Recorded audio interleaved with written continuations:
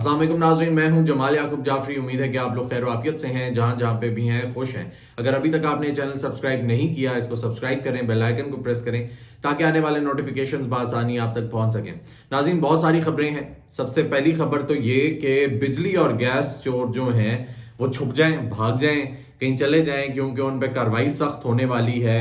اور وفاقی وزیر داخلہ جو محسن نقوی صاحب ہیں، انہوں نے یہ کہا ہے کہ ان کو نہیں چھوڑنا اور ان کو نہ چھوڑیں گے اور نہ چھوڑنا چاہیے، اور کوشش یہی ہے کہ بجلی اور گیس چوروں پہ ہاتھ ڈالیں تاکہ جو لوگ بجلی کے بلز یا گیس کے بلز دے رہے ہیں، بہت مشکل سے دے رہے ہیں، وہ ان لوگوں کے لیے آسانی ہو اور ان پہ صرف برڈن نہ آئے، تاکہ حکومت کو بھی فائدہ ہو۔ ساتھ میں حکومت اپنے اخراجات کم کرنے کی بھی کوشش کر رہی ہے۔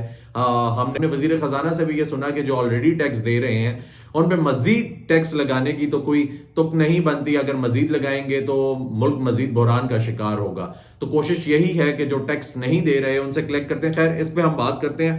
حکومت نے ملک بھر میں بجلی اور گیس چوروں کے خلاف کریک ڈاؤن کا فیصلہ کیا ہے، اور اس سلسلے میں وزیر داخلہ نے ایف آئی اے کو خصوصی ٹاسک دے دیا ہے۔ اے آر وائی نیوز کے مطابق وفاقی وزیر داخلہ محسن نقوی کی زیر صدارت اسلام آباد میں ایک اہم اجلاس ہوا، جس میں ملک بھر میں بجلی اور گیس چوروں کے خلاف سخت کریک ڈاؤن کا فیصلہ کرتے ہوئے ایف آئی اے کو خصوصی ٹاسک سونپا گیا۔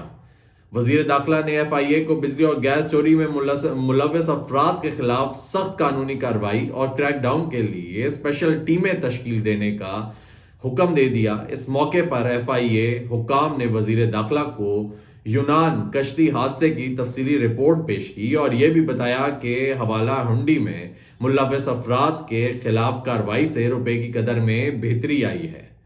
وزیر داخلہ محسن نقوی نے کہا کہ یونان کشتی سانے میں ملوث تمام عناصر کو کیفر کردار تک پہنچانا ہوگا۔ انسانی اسمگلنگ میں ملوث عناصر کے خلاف کارروائی کو بھی یقینی بنایا جائے، جبکہ حوالہ ہنڈی میں ملوث افراد کا بھی گھیراؤ کیا جائے۔ اجلاس میں ایف آئی اے اہلکاروں کے زیر التوا ترقیوں پر بھی پیش رفت کا جائزہ لیا گیا، اور وزیر داخلہ نے تمام زیر التوا پروموشن کیسز کو ایک ماہ میں نپٹانے کی ہدایت کی۔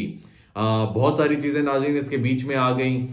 ہنڈی بھی بیچ میں آ گیا، جس سے روپیہ بہتر ہوا۔ اس کے علاوہ انسانی اسمگلنگ کی بات بھی بیچ میں آ گئی۔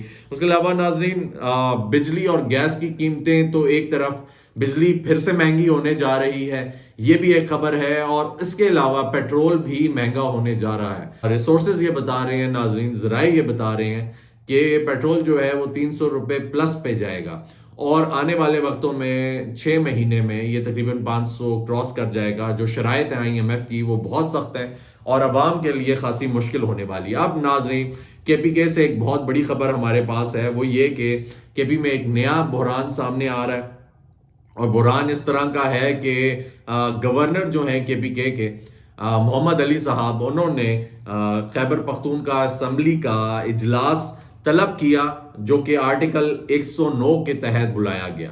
اب ان کے پاس یہ تھی اتھارٹی، آرٹیکل 109 کے تحت انہوں نے بلا لیا، جس پہ فیصلہ یہ ہونا تھا کہ مخصوص نشستوں پر جو خواتین اور اقلیتیں ہیں ان سے حلف لیا جائے اور ان کو ادھر بٹھایا جائے۔ ناظرین، اب انہوں نے تو یہ بلا لیا، لیکن بحران یہاں پہ آ رہا ہے کہ جو کے پی کے اسپیکر ہیں اسمبلی کے، بابر سلیم سواتی صاحب، انہوں نے نہیں بلایا اجلاس، اور انہوں نے کہا کہ ہم آپ کے کہنے پر کیوں بلائیں، آپ کیوں ہمیں کہہ رہے ہیں اور کیوں بلایا جائے اجلاس۔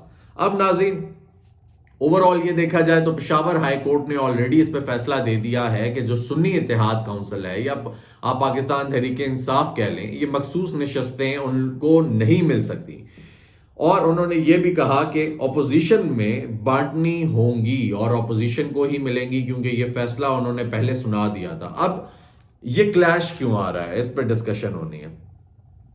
جو کلیش آ رہا ہے وہ اس لیے آ رہا ہے کہ ناظرین، سب سے پہلے تو نمبر گیمز ہیں۔ نمبر گیم یہ ہے کہ آگے سینٹ کے الیکشنز ہیں، اور سینٹ کے الیکشن میں جو نمبر وہ بہت زیادہ کاؤنٹ کرتا ہے، اور وہ یہ چاہتے ہیں کہ وہ جو نمبر گیم ہے وہ پاکستان تحریک انصاف اور سنی اتحاد کونسل کے ہی پاس رہے۔ ناظرین 24 اراکین سے حلف نہیں لیا جا رہا، تو وہ جو 24 اراکین ہیں اگر ان سے حلف لے لیا جائے تو یہ جو اراکین ہے، یہ جو 24 کاؤنٹ ہے، یہ اپوزیشن کے پاس چلا جائے گا۔ اور اگر دیکھا جائے تو 17 اراکین اسمبلی جنرل نشست پہ ایک سینیٹر منتخب کرتے ہیں۔ تو ناظرین اسٹرانگ ہو جاتی ہے اپوزیشن، اور کے پی کے کی جو حکومت ہے وہ یہ نہیں چاہتی کہ وہ اسٹرانگ ہو۔ دوسری بات یہ بھی ہے ناظرین کہ کے پی کے حکومت جو ہے وہ اس کو چیلنج کرنا چاہتی ہے، یہ جو فیصلہ آیا تھا اس کو چیلنج کرنا چاہتی ہے سپریم کورٹ میں۔ تو اب ناظرین یہ دیکھا جائے گا کہ یہ بحران کہاں تک چلتا ہے، بحران کے کیا نتائج نکلتے ہیں، کیونکہ ظاہر سی بات ہے اگر بحران چلے گا تو صوبہ افیکٹ ہوگا، صوبے کے ساتھ ساتھ ملک بھی افیکٹ ہوگا، حالات بھی افیکٹ ہوں گے، معاملات بھی افیکٹ ہوں گے۔ ناظرین اس کے علاوہ ہمیں یہ دیکھنے کو ملا کہ مریم نواز صاحبہ کے ساتھ علی امین گنڈا پور صاحب کی بڑی تلخ کلامی رہتی ہے، آن لائن رہتی ہے، جیسے بھی رہتی ہے۔ اس سے پہلے بھی ہمیں یہ سننے کو ملا کہ علی امین گنڈا پور صاحب خاصے جذباتی ہوتے ہیں، سر پھوڑنے والا معاملہ آیا، اس سے اگلے دن ہی واقعہ ایک ہو گیا کے پی میں۔ لیکن اس کے بعد پھر مریم نواز صاحبہ کو کہا تھا علی امین گنڈا پور صاحب نے کہ مریم تمہارے باپ پہ غداری کا پرچہ ہے، باز آ جاؤ ورنہ بدماشی کا جواب بدماشی سے دینا آتا ہے۔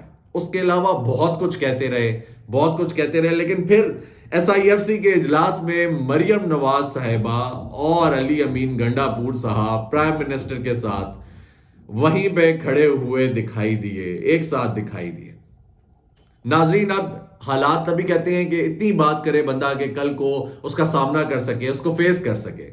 اب یہ نہیں سمجھ آتی کہ ان دونوں نے ایک دوسرے کو کیسے فیس کیا ہوگا، کیسے ایک دوسرے کا سامنا کیا ہوگا، جس پہ انتصار حسین بنجوتا صاحب جو کہ سپورٹر ہیں پاکستان تحریک انصاف کے، انہوں نے کہا ایک ٹویٹ میں یہ کہا کہ ان پہ انہوں نے 45 لکھ دیا علی امین گنڈا پور صاحب پہ، اور باقیوں پہ 47 لکھ دیا، کہ ایک 45 کا رزلٹ ہے اور باقی سارے جو ہیں وہ 47 کا رزلٹ ہے۔